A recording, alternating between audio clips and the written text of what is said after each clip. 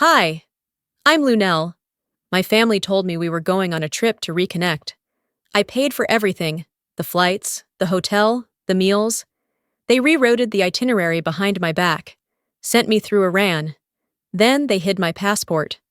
While I sat alone in a foreign airport, they were sipping cocktails at a luxury resort I'd funded. They thought it was funny. Her face was priceless, my sister said. But what kind of family orchestrates your disappearance and then laughs about the panic they planted? Do you know what it feels like to be erased, on purpose? Let me tell you, the moment that group chat lit up, I should have closed the app and gone back to cleaning my kitchen.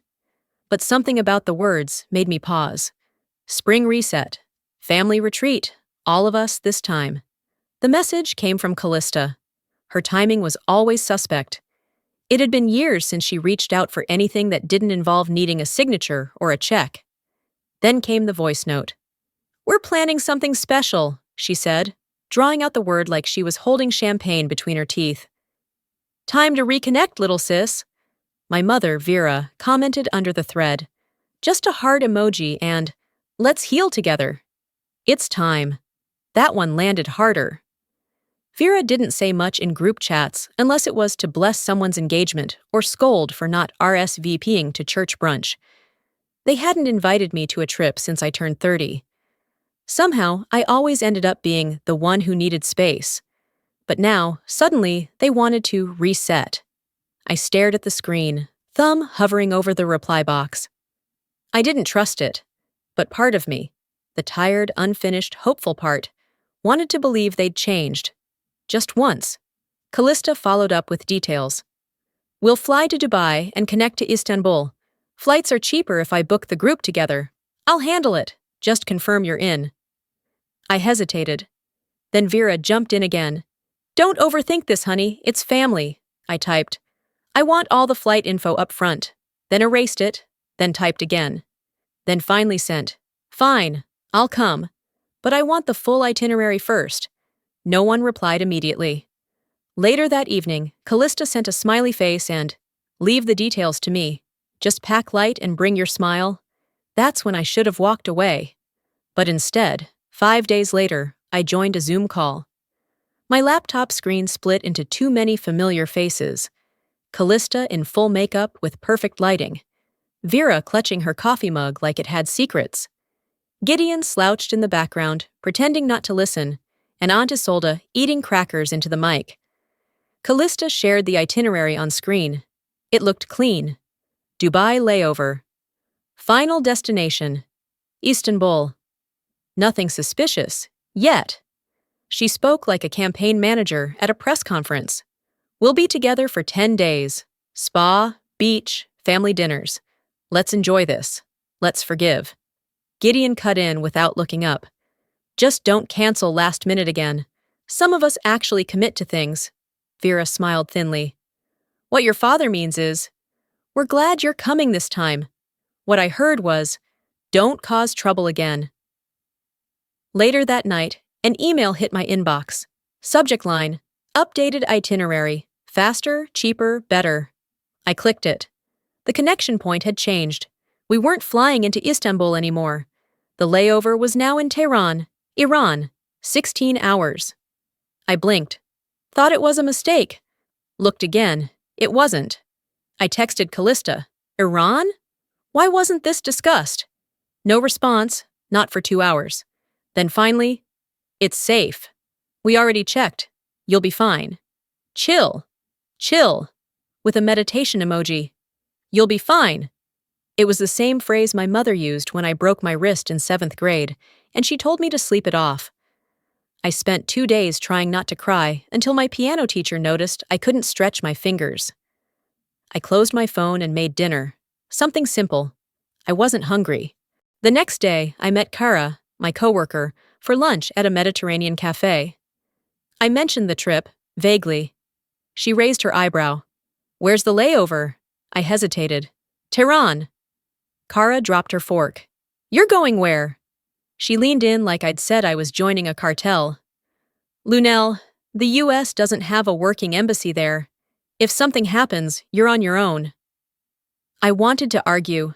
I wanted to believe my family wouldn't let that happen, but my skin went cold anyway. They booked it. I didn't choose the route, I said. Kara gave me a look I've come to recognize. That quiet, sharp stare women give each other when they know you're walking into something you already sense is wrong. That night, I packed. Methodical, neat. I laid everything out. Passport, travel-size toothpaste, charging cord, aspirin. Then I stared at the screen again. I typed, "Is it safe to transit through Iran with a US passport?" Google answered faster than my family ever had. The top result read, "The U.S. State Department strongly advises against travel, no diplomatic presence, high risk of detention." I hovered over the cancel button on my ticket. My heart beat in my throat. They wanted me to cancel. I could hear it already. "You're always difficult. You ruin everything. No." Not this time.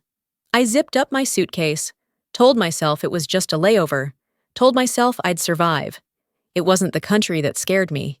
It was the people I was flying with. The airport felt colder than it should have for spring.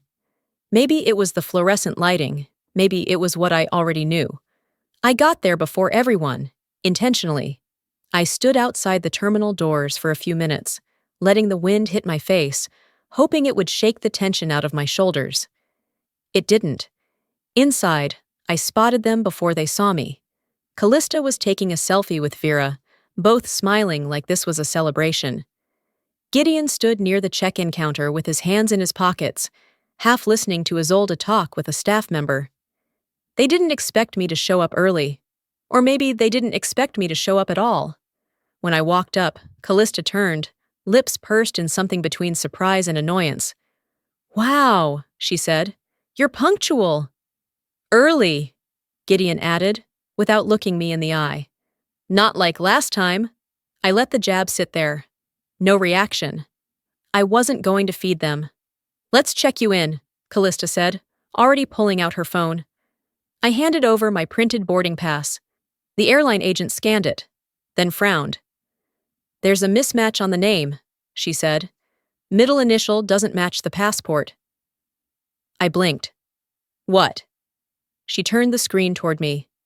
"Your boarding pass says Lunel M. Adams, but your passport says N. We'll need to correct it before we can issue the pass." I turned to Callista, holding the ticket out. "You booked this, right?" She shrugged. "It's just a typo. Calm down." Calm down. That phrase again. Every time someone wanted to avoid accountability, that was the line. "I'll fix it," I said. "Shouldn't take long." Vera stepped in. "Let's not make a scene, honey. We'll go through security and wait for you inside." Vespera looked up at me as they turned to leave. She mouthed something, but I couldn't catch it. Before I could ask, Isolde was already nudging her forward. Callista lingered just long enough to toss back. "You're making this harder than it needs to be." They disappeared past the security line. I handled the correction with the agent. She was kind enough to walk me through it. 15 minutes. That's all it took. When I finally reached for my passport pouch again, ready to move, something felt off. The zipper was already open. My fingers swept through the compartment. Empty. I blinked, checked the bag again, every pocket, unzipped every section. I even turned the whole thing upside down on a bench. Nothing.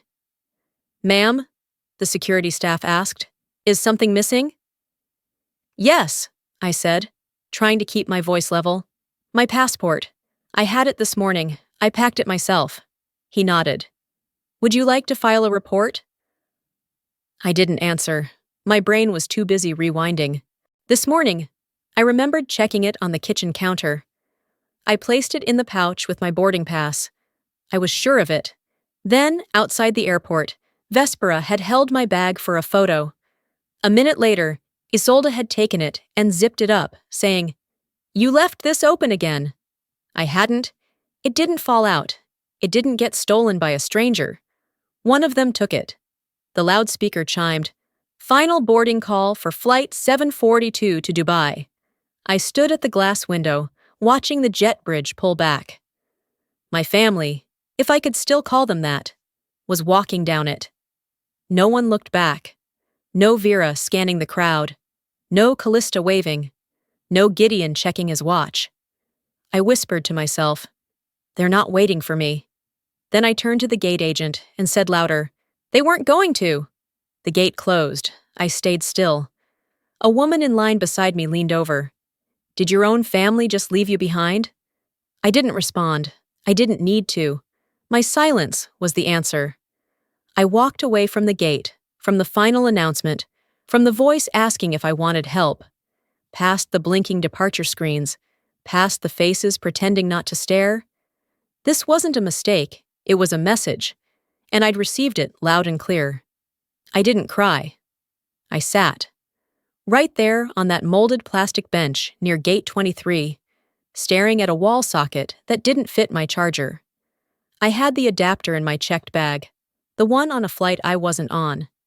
The irony didn't hurt. Not like everything else did. The airport was loud in a language I didn't understand. Every name that echoed overhead only reminded me how little mine meant. At least to the people I once thought it mattered to. My bag sat limp at my feet, lighter now, almost mocking. It's strange how quickly a trip becomes a turning point. One minute, you're supposed to be sipping wine on a beach with your sister. The next, you're watching their Instagram stories from a transit chair, realizing you're the only one who doesn't belong. My phone buzzed. I glanced at the screen. A notification from the family group chat. Or what used to be the family group chat. The name had changed. Family of 4. I stared at it, heart slowing. The quiet kind of slow. The kind where your body already knows what your brain hasn't caught up to. I clicked it open. My name, gone from the list. The only message left before I was removed was from Vera. She'll be fine. Honestly, it might be the reset she needed. Reset. That word echoed through my ribs like a hand slap. A reset? Is that what they called leaving someone in a foreign country with no passport, no money access, and no plan? Like I was a system crash that needed rebooting? It wasn't just cruel. It was calculated. I remembered Thanksgiving 2 years ago. We were at Aunt Ruthie's. Someone asked Vera, just in conversation, what her girls were up to. She smiled politely and said, "Callista's been a blessing, running community workshops, always giving. And Lunel? Well, she likes things a certain way." Later in the kitchen, I asked, "What did that mean?" Vera dried a spoon and didn't look at me. "It means you make things harder than they need to be." That phrase was a tattoo I never asked for. It's the tone she used when I asked why we skipped my college graduation. It's the tone she used when I pointed out the racist joke at a family BBQ. It's the tone she used when I said no to paying for Callista's divorce lawyer. I was always difficult. Difficult for caring. Difficult for remembering. The phone buzzed again. A voice message. Vespera. Just 3 seconds long. "I'm sorry, Didi. I didn't know they were serious." Didi. She hadn't called me that in years. Not Auntie, not Lunel. Just Didi, her word. Her name for me when she was little and clung to my leg at the farmer's market. I played it again. Then again. And again. It was the only voice in the world, at that moment, that didn't sound like abandonment. I held on to it. For 30 minutes, I sat like that, listening to a child's whisper, while Vera's message played on loop in my mind. "She'll be fine." Fine? My stomach twisted. I dialed. 1 ring, 2, straight to voicemail, then a ping. A new voicemail from Vera. I pressed play. "Stop acting like a victim. It's time you learn to survive without being the center of everything. We're done with your drama." It was her voice, steady, firm, cold, like she was reading a recipe. I let it finish. Didn't move, didn't delete it, didn't save it. I spoke, not to the room, not to my phone, but to no one. I wasn't the center. I was the background noise you all learned to mute. That realization landed softer than I expected. It didn't sting like it used to. It just settled. I opened my settings, turned off all notifications, every badge, every vibration, every buzz. Then I tapped and held the group chat. Delete, Gone. No more checking. No more waiting. I opened my notes app and typed slowly. Checklist. File incident report. Request embassy contact. Cancel linked accounts. Find out how far love really goes when you stop begging for it. I saved it. I leaned back against the chair, listening to strangers' footsteps and babies crying and old wheels dragging on the tile. By morning, I stopped waiting for someone to come back. I started asking what came next. I didn't even realize how long I'd been sitting until the lights in the lounge dimmed slightly and a janitor began mopping near my feet. I looked up, blinked, and adjusted to the low yellow glow of the overnight shift. I stood, walked over to the airline counter, and tried again. "Excuse me," I said, tapping gently. "I need help. My passport was taken, I missed my flight, and—" The woman behind the glass smiled, confused. "English? Wait, one moment." She gestured for a colleague, a younger man with a lanyard and wide eyes. He approached, nodding quickly. "Yes, miss?" I explained the situation. Again. Slowly. I wasn't angry, I was past that. I was just trying to get out of limbo. He nodded, then waved toward another counter across the concourse. "You go there," he said. "Transit desk." Third time tonight, I'd been passed along like a problem no one wanted to claim. At the next desk, the pattern repeated. "Sorry, no support for lost U.S. passport. Embassy, you email." I pulled out my phone, tried the Wi-Fi again. Still unstable. My American SIM had stopped registering hours ago. Roaming was dead. I refreshed my inbox. Nothing. I opened the Messages app. Still no responses. No read receipts. Not even a ghost of acknowledgement from Callista or Vera or Gideon. And I wasn't naive enough to think Isolde had forgotten to text me back. I stared out toward the closed duty-free shops, the glassy reflections of people lying across benches, trying to sleep. It wasn't the airport that was cold. It was the echo of your own name, with no one left willing to answer it. Eventually, I made my way back to where I'd started. Same bench, same carry-on, same silence. And then came the man. He had on a suit that didn't quite fit, shoes that clicked too sharply on the tile. He sat down one seat away without asking, too close for comfort.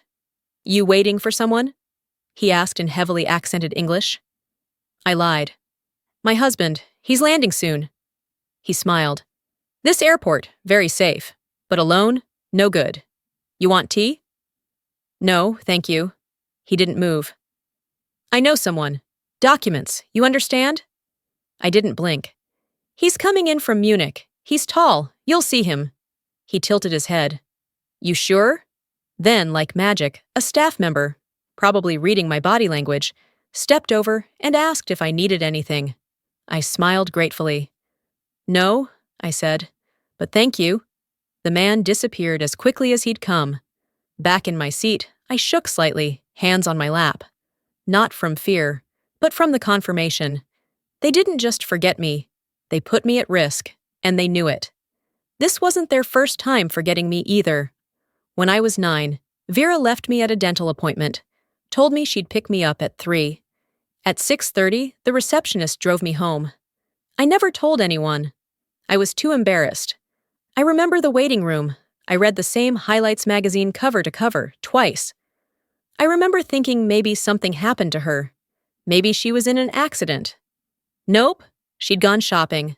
Told me later she just lost track of time. Said, "You seemed fine about it." This wasn't new. It was just bigger now. More grown up, more expensive. At some point that night, I emailed the U.S. interest section in Switzerland. I explained everything in neat paragraphs, attaching a PDF copy of my old passport scan. The reply bounced back within seconds. "This address is not monitored. Please use local support channels." I reopened the airline app. My return flight, booked by Callista, now said canceled. Instructions. Please contact your primary booking agent. I laughed, sharp and small. Of course. I tried her number. Straight to voicemail. Tried Vera. Same. Tried Isolde. The call didn't even ring. Blocked. I typed one final message into the family group chat. I'm safe. Don't worry. But I won't be messaging again. Then I deleted the thread. With my phone down to 9%, I walked slowly to the information desk. Is there a hotel in the terminal? I asked the woman behind the counter. Yes, she said, pointing to a dim hallway. Transit rest area. $20 per hour, cash or card. I'll take 3 hours, I said.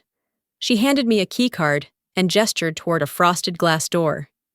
Inside, it was quiet. Just a row of reclining chairs with partitions, dim lights overhead. I sank into one, pulled the thin blanket around my shoulders, and stared at the door. Not because I expected someone to walk in, but because now I had no one left to wait for. The light above me buzzed faintly as I woke with a stiff neck and a hunger that gnawed more than my thoughts had. I hadn't slept, just drifted in and out, flinching at every cart rolling by and door creaking open. I didn't expect anyone to come through that door, but part of me still watched it. Out of habit, maybe. Out of some last thread of muscle memory, like waiting for a ride that never left their driveway. I checked my phone. 9% battery left. Wi-Fi finally held a weak connection. No new messages. Nothing from Vera. Nothing from Callista. Nothing from anyone who should have been the first to care. I tapped open Instagram. First thing I saw was a photo from Callista. Poolside. She had the nerve to post it. All of them in shades, holding cocktails. Vespera sitting quietly in front, shoulders hunched like she didn't want to be there. Vera in the middle, like she was born to smile for moments that didn't cost her anything. Isolde off to the side, her head tilted towards someone not in frame. Caption: Family finally together. Love like this can't be shaken. Hashtag: no drama zone. My breath caught somewhere between a laugh and a cough. 238 likes. Aunt Ruth commented, "So beautiful, you all deserve it." Another cousin added, "You've all been through so much. Good to see you healing together." I zoomed in. No trace of me. No mention. No note about the sister who paid for their flights. Just a carefully curated erasure. I stood, grabbed my bag, and walked to the restroom just to have a place where no one would look at me. The mirror in the lounge bathroom was harsh under its yellow lighting. I stared into it anyway. "I paid for that hotel," I said aloud. "I funded that dinner. I am the ghost in their vacation." My voice didn't shake. It wasn't sadness anymore. It was a clarity I hadn't known I needed. Back on the bench, I opened my voicemail, half expecting another cold lecture. But what played was a saved message from Vespera, one I hadn't seen the night before. 6 seconds. "Mom said don't tell you. She said you were ruining it again. I saw her take the blue book." Blue book, not passport, not ID, just blue book, because she knew what it was, and she also knew what it meant, and didn't want to make it real. The clip ended with her eyes flicking toward the door. That quiet fear, that careful whisper, it told me everything. She hadn't just recorded it. She'd protected me the only way a 10-year-old could. I sat still for a while, letting the weight of that hit me. They took my passport, they planned to remove me, and then went ahead and posted about healing. Back on my phone, I searched my inbox for the original travel confirmation. Found it. The first itinerary said Istanbul, issued at 1:14 p.m. I checked my bank receipt. Payment sent at 2:01 p.m. Then found another itinerary. Tehran, issued at 4:22 p.m. They waited until the funds cleared, then rerouted. No discussion, no warning, no consent. I opened my notes. Motive: silence. Method: paper trail removal. Target: me. I started photographing everything: flight confirmation, hotel receipts, screenshots of messages. Compiled it into a Dropbox folder titled Trip Logs, just in case someone tried to claim this was about misunderstanding. This wasn't about being forgotten. This was about being erased. I opened my email app, drafted a message. Subject: In case anything happens to me. Attached the folder. I didn't send it. Not yet. But it was there, waiting. I looked around at the strangers walking by. Some with neck pillows, some with crying babies, some scrolling like the world wouldn't touch them today. They didn't know me. They didn't know the woman sitting upright in a transit lounge with a passport-shaped hole in her trust. But I knew myself. They made me invisible. I'm about to become undeniable. I found an open outlet near the main security station and plugged in my phone. The charger sparked faintly, and I had to jiggle it twice to get a connection. Small victories. By then, the lounge had thinned out. A few travelers were slumped across chairs, their bags like pillows, their limbs folded into airport sleep positions that defied physiology. The air felt heavy with early daylight and recirculated defeat. I tapped open my banking app. It was supposed to be a routine check, just make sure nothing had moved. But when the numbers came up, my breath caught. There were 3 pending charges in Turkey, not Iran, not something I'd accidentally clicked. These were real: hotel spa services, beachside meal packages, and a boutique rental listed under my secondary card. A card I hadn't used in months. Each one tagged under the same address, the resort I saw in Callista's post. I scrolled down. There was a 4th charge, larger. Room upgrade. I tapped it. There it was, buried in the details. Cardholder name, L.N. Adams. Linked user, Isolde M. I froze. I hadn't authorized any linked user, and certainly not Isolde, who hadn't logged into anything except group spreadsheets in a decade. I tapped the number for my bank's international support line, hoping the Wi-Fi call would hold. A cheerful voice answered, "Hello, Ms. Adams. How may I assist you today?" I explained it calmly. Clearly. Detached, almost. The fraud team confirmed the linked user had been added just 3 days ago, through a request made over the phone. Security questions were answered correctly, the agent added, hesitant. I clenched my jaw. That's impossible. I understand, she said gently. Would you like to disable the card and remove all linked access? I nodded before realizing she couldn't see me. Yes, immediately. I hung up, then opened my PayPal. A new notification waited. Pending transfer, 800 sound, to isoldemreasyaccountingaplus.com. Denied. Access revoked. And I said it out loud. Just once. Not to myself, but to the space around me. Access revoked. The words felt right. I took screenshots of every transaction, saved PDFs of my original booking confirmations, payments I made, flights I funded. Then I pulled up the Instagram photo again. Callista's smug face mid-toast. I checked timestamps. Hotel charge hit at 6:47 p.m. Post uploaded at 7:12 p.m. They were drinking on my dime, to celebrate me not being there. I compiled everything into a Dropbox folder, labeled it clean and final, undeniable proof. Then I opened my work email. 2.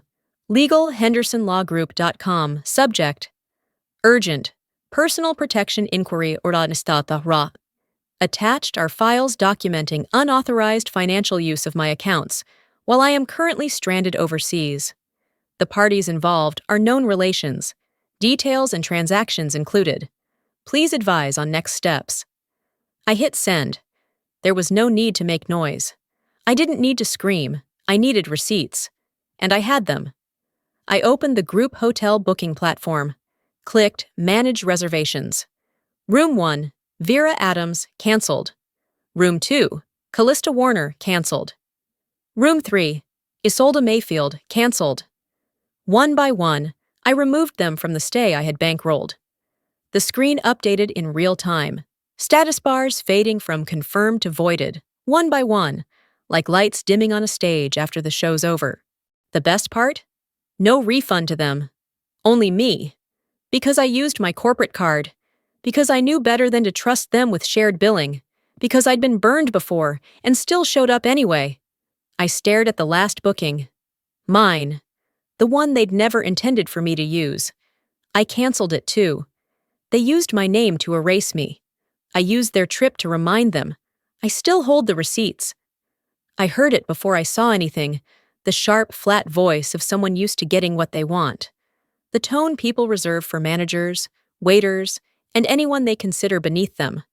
This must be a mistake. Our room is gone. The hallway outside Vera's suite was buzzing.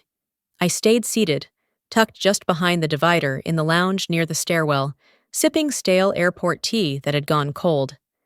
I hadn't planned to listen, but once the shouting started, it was hard to ignore. "You'll need to check out," the staff member replied, his voice calm but unmoved. "The booking was canceled. Payment method invalid." Callista's voice followed next, laced with shock that was too dramatic to be real. "What are you talking about? That's not possible. My sister booked this." That word, sister, came out of her mouth like a shield, as if it could undo what she'd already done. I sipped my tea and smiled. That scream? That was the sound of entitlement colliding with consequence. An hour later, still in the lounge, I unlocked my phone to find something worse waiting. I'd been tagged in a video, a TikTok clip, over 30,000 views in 12 hours. Callista, standing in front of a mirror with a towel on her head, mimicking a frantic expression. "I can't find my passport. Am I being kidnapped?" she gasped, pressing her hands to her cheeks. Behind her, someone added dramatic violin music, the kind used in courtroom montages on reality TV. Hashtag, #family drama queen. The comments were a knife parade. "She's that girl who always ruins the vibe." "Isn't she the one who sued her brother over a dog?" "Should have known she'd spiral. Bet she's still stuck in high school trauma." They made a performance out of my fear. And the audience applauded. I scrolled further and saw someone had already clipped the video and added their commentary. A man in his 20s. "See, people like this think everything's about them. You missed a flight? So what? You don't need to ruin a vacation." I closed the app. My college friend Clara texted me a screenshot next. A group chat, one I hadn't known I'd been mentioned in. Apparently, she's had breakdowns before. Their mom says she was always emotionally volatile. Then another message. Didn't she throw herself into therapy but never finished? That's what Callista told me. She was always too intense, even as a kid. I stared at the messages, at the people piling on. I wasn't intense. I was exhausted, tired of pretending to be fine in rooms where I was the only one bleeding. I started typing a response, a clean, direct public statement, but deleted it halfway through. Instead, I added new screenshots to the Dropbox folder, opened my notes app, wrote one sentence, and let it sit there. If they need me to be unstable, it's because the truth is harder to explain. Later that evening, another message slid in from an unknown private account. "I'm not supposed to talk to you." It was Vespera. I knew from the way she avoided punctuation, the way she always had to sneak. "But I miss you." Attached to the message was a blurry photo. Callista's suitcase, unzipped. Inside, clearly visible, a navy blue booklet. The top edge of a U.S. passport. No name, but it didn't have to be. I knew the cover. I knew the crease from where it had bent in my drawer the day I renewed it. She hadn't just taken it. She kept it, carried it, brought it with her on vacation like a souvenir. I whispered it aloud. They weren't just cruel. They planned it. My hands went cold. A few hours later, my cousin Kira messaged me on WhatsApp. "Your mom's devastated," she wrote. "Just apologize and come home." I opened the keyboard, typed fast. "She's devastated the way an arsonist is shocked the house burned down." But I didn't send it. I deleted it. Typed again. "Thanks for letting me know. I'm safe." Let them believe I was fragile. Fragile things still cut deep. The ping came just after sunrise. I was sitting in the cafe near Gate 12, staring into a cup of bitter coffee I hadn't touched. My inbox lit up. Refund confirmation, guest cancellation successful. 2 minutes later, dispute filed, fraudulent card usage. And then a WhatsApp message from a number I didn't recognize, but the tone was unmistakable. "Are you insane? They're kicking us out. Callista is crying. Fix this." I didn't reply. I didn't need to. I hadn't filed any dispute. I hadn't called the hotel. I didn't speak a word to the manager. I simply canceled what was mine and let the truth do the rest. From what I pieced together later, the knock came at 7:32 a.m. local time. The front desk called the suite. "There are authorities here who need to speak with you about the payment discrepancies on your booking." Gideon tried his usual calm voice, offering explanations, speaking slowly like the problem was just a glitch. Vera, apparently, cried and said something about family misunderstanding. Isolde. According to a follow-up message from an anonymous number, she wasn't even in the room. A Turkish hotel manager, speaking in perfect English, laid it out flat. "You are guests without a valid payment. We've been instructed to refer this to local enforcement. No yelling, no threats, just procedure." It wasn't about revenge. It was about returning the burden. By 8 a.m., Callista posted a blurry story to Instagram. Her sunglasses half off, mascara smeared, standing by her suitcase near the front of the resort. Caption: "Some people can't stand seeing others happy." Within minutes, the comments turned. "Didn't y'all abandon your sister in Iran? You used her card? Not this family playing victim after committing actual crimes." The story was gone within 20 minutes. But the internet remembers. I wasn't even the one who saved it. Someone else screen recorded and posted it with their own caption. "This you?" It wasn't a story they could delete fast enough. Later that day, I opened a new tab and searched Virtual Legal Aid US, Overseas Travelers. I didn't need a lawyer who understood drama. I needed one who understood liability. I submitted a sworn statement. I didn't embellish. I didn't dramatize. Left in high-risk zone, passport interference by known relative, unauthorized financial usage. I attached screenshots, receipts, email logs, and the footage of the hotel charge coinciding with the Instagram post. 2 hours later, I got a reply. "Thank you for your submission. We are notifying the appropriate financial regulators and filing an international advisory. You may be contacted for formal testimony." Then came the hardest part. Subject line: "Complaint against biological relatives. Intentional endangerment." I stared at those words for a long time before hitting send. They didn't just hurt me, they endangered me, and the law had a name for that. At 10:43 a.m., my phone rang. "Vera," I answered. There was a pause, then her voice. "This has gone far enough, Lunel. Don't destroy this family over one mistake." I didn't yell. I didn't cry. I didn't explain. "You destroyed it," I said quietly, "the moment you used my name and then acted like I was already dead." Silence. Then Callista's voice in the background. "Tell her we can fix this. We just need her to explain things to the hotel." I ended the call. No theatrics. No response. Just ended it. I opened my work calendar, scheduled a video call with HR for the following morning. Returning early from travel. Will provide legal notice if needed. Then, out of nothing more than curiosity, I opened the hotel's website. Scrolled to guest policy. There it was, clear as day.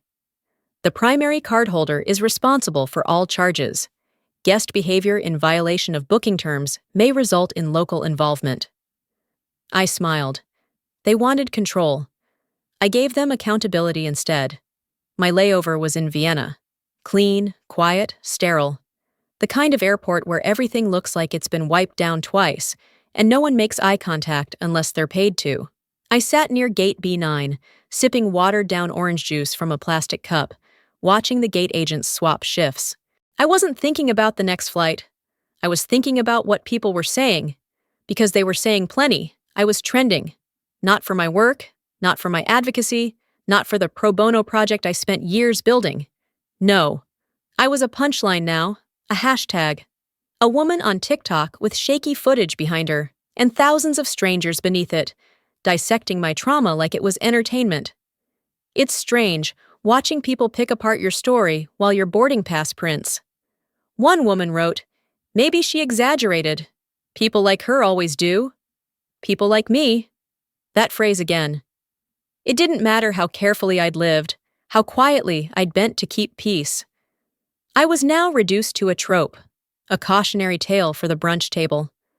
I logged out of everything, except one, an old blog I hadn't touched in years, something I'd started in law school and forgotten to close. Somehow, I was still auto-logged in. There, at the top of the most recent post, buried under dust and time, was a fresh comment. From Tobias. Tossed Holloway. She always needed chaos to feel loved. This was inevitable. I stared at it, then took a screenshot. I didn't respond. I didn't delete it. They couldn't leave me quietly. They had to bury the body and call it poetry. Another ping. This one from a small independent online magazine. The kind that platforms both wellness tips and exposés on why adult children are cutting off their parents in record numbers. Hi Lunel, we're covering your story. Would you be open to sharing your side? I didn't answer. Not yet. But I bookmarked it. Instead, I scrolled down to another comment. Not Tobias's, but one from someone anonymous. You walked away from your own family? And I replied. Only once. I didn't leave them. They were already gone when I stopped pretending. That was all I needed to say. Hours passed, my eyes blurred from the flight monitors. I opened my inbox to check flight confirmations, and that's when I saw it. An email from Gideon. Subject. This got out of hand. I braced myself. The body of the email? One line. You don't always have to take things so personally. I sat there a long time, just letting those words settle. I didn't take it personally. That was the problem. I'd spent 30 years absorbing slights, enduring jabs, biting my tongue until it bled. I made peace where I wasn't offered any. I funded love that came with footnotes. And still, it wasn't enough. I forwarded the email to my lawyer. Subject line. Final submission. Family evidence attached. Then I deleted the original message. Not out of anger. Out of peace. Let them keep their silence. Let them believe this would blow over. That I would soften. That I always came back. I didn't come back this time. And the world was beginning to catch on. I saw a news segment playing silently on the airport monitor. The closed captioning caught my eye. Growing concern over American travelers abandoned abroad. My face wasn't on screen, but it didn't need to be. Cut to Plano, Texas, my parents' house. Mail stacked on the porch, packages sun-bleached. The kind of stillness that says no one's been home in days, or they're avoiding the doorbell. They wanted the world to believe I'd exaggerated, overreacted. Instead, the world kept asking, what kind of family does that? It wasn't my absence that broke them. It was their silence, echoing back louder than anything I could ever scream. The baggage carousel at DFW spun slow and empty. I didn't check any bags, but I stood there anyway. Partly for the ritual, mostly for the pause. No one came. No Vera in the corner, pretending she was just arriving. No Gideon with his hands in his pockets like he didn't know what to do with them. No Callista in oversized sunglasses, arms crossed like she was doing me a favor. There was just a Lyft driver holding a sign that said, Cynthia. I kept walking, shoulders straight, shoulders. When I reached the curb, my phone pinged. Email from my attorney. Subject, reviewed, ready to file if you are. Attached was the complaint. Intentional endangerment abroad by known relations. 17 pages, timelines, transaction records, screenshots, bank logs. At the bottom, a footnote. We can file confidentially, or publicly if that's what you choose. I didn't reply. Not yet. But I read it, every word. I hadn't realized how much I needed to see it written down. Not as a text message, not as a vague apology, but in legal language, in black and white terms that stripped out the emotion and left just the action. They did this. The next morning, I sat in my apartment with tea I didn't drink, scrolling through the news. Then I checked Instagram. Private browser, no login. Vespera's page was gone. No photos, no stories, no bio. I knew what that meant. Minutes later, an email came in. No subject line. From a scrambled account. The message was short. They took my phone. They said I broke the family. Attached was a video. Just a hand, hers, holding a folded sheet of paper, scrawled in marker. I still remember. That broke me in a different way. She wasn't punished for lying. She was punished for telling the truth too young. I closed the tab, sat still for a while, then opened 2 windows, one for a press release, one for a family letter. The release was crisp, factual, devastating. Dates, intent, motive, receipts. The letter was messier. I itemized every charge they'd made under my name, every seat upgrade, every meal, every minibar charge they'd laughed about. I didn't send either. I deleted both. Instead, I opened a blank document, titled it, Boundaries That Don't Need Explanation. Then I typed, No is a full sentence, and saved. Later that week, I logged into the scheduled HR call. My manager and one of the directors were already there, faces polite but tight. We're aware some information about your family has circulated, they began. I won't be speaking about them, I said. Only about my role. They nodded. We understand. We're placing you on paid leave, 30 days, no questions asked. I thanked them, signed the paperwork, closed the tab. Sometimes silence isn't absence. Sometimes it's earned rest. That afternoon, I returned home and didn't turn on the TV. Didn't open the news. Didn't refresh anything. I unpacked slowly, hung my blazer, placed my carry-on in the closet. Then I set a mug of tea, this time hot, by the window. Sat down with it. Opened my laptop, but not to post, not to scroll, not to read headlines about myself, to search remote legal advocacy roles, trauma-informed practice. That night, the apartment was quiet in the best way. I could hear my breathing. I wasn't the girl left behind. I was the woman they underestimated. The first week back, I didn't speak to anyone who shared my last name. Instead, I spoke to printers, to staplers, to folders. I spoke to clean, unassuming pieces of paper that held more truth than any apology ever could.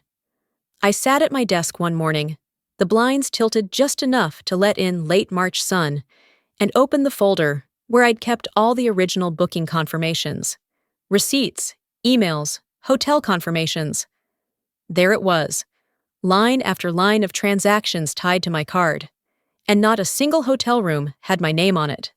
Not one. I cross-checked the guest lists from the emailed confirmations. Every room registered under Callista Warner, mine too, the one I was supposed to sleep in. I'd paid, they'd booked me invisible. I called the hotel chain's international office. The woman on the line was polite but not apologetic. According to our records, she said, all reservations were submitted by the primary guest. We were instructed to list bookings under her name. She meant Callista. You were never registered as a guest, she said flatly. Not even a pause to consider how that might land. They planned the story without me, right down to the reservation. That same afternoon, a message hit my inbox. From Vera.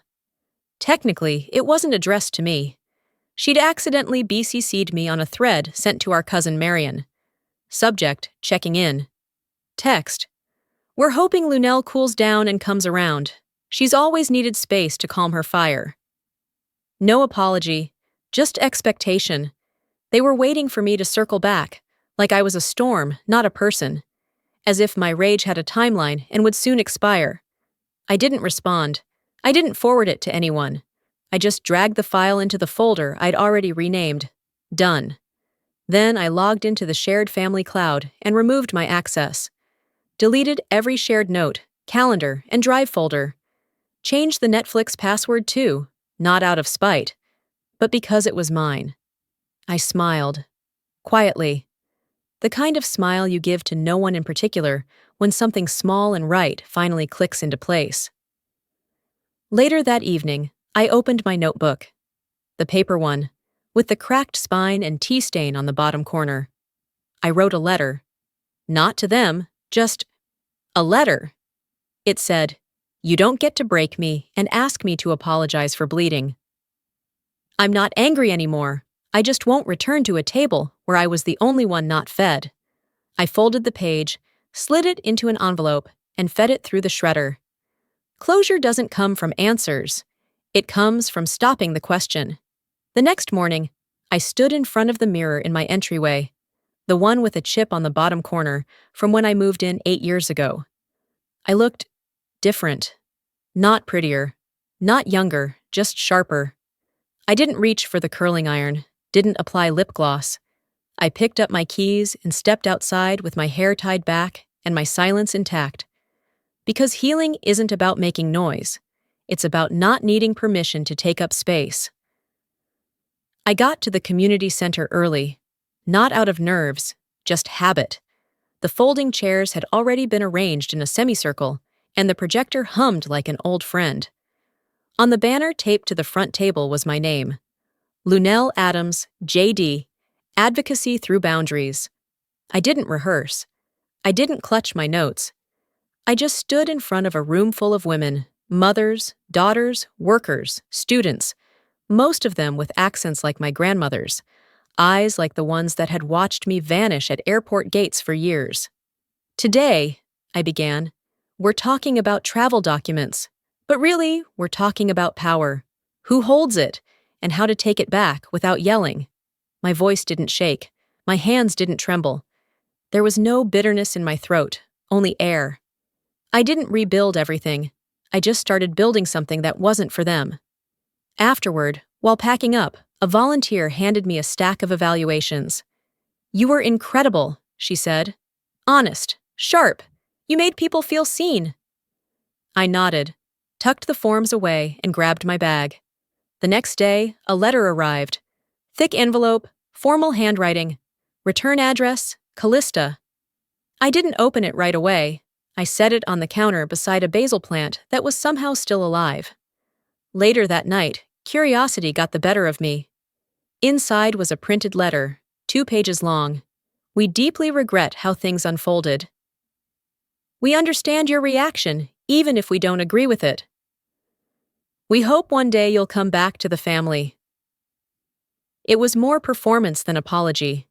I folded the pages neatly, slid them back into the envelope, and filed it in a drawer labeled Legal. Some letters are written for records, not redemption. A week later, I received 2 emails.